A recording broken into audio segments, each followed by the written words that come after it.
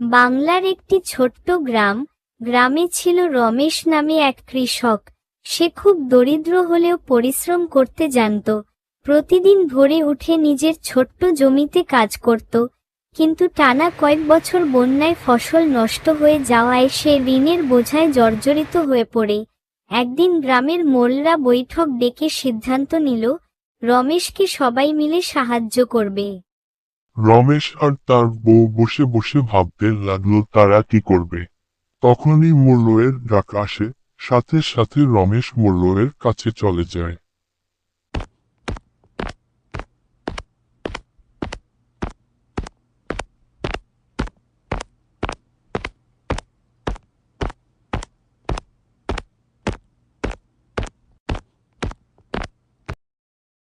মোড়ল সাহেব, আমাকে কি আপনি ডেকেছেন?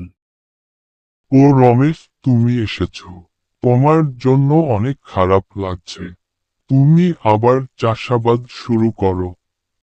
কিন্তু মোল্লু সাহেব, আমি ঋণ নিতে নিতে অনেক ঋণী হয়ে গেছি। হালের গরুও নেই, কি করে চাষাবাদ করব।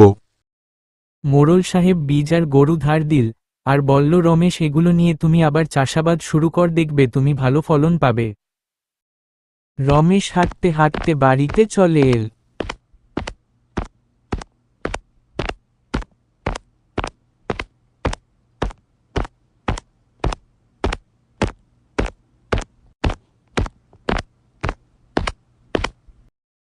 গিন্নি, ও গিন্নি, দেখো মোল্লু সাহেব আমাদেরকে কি দিয়েছে।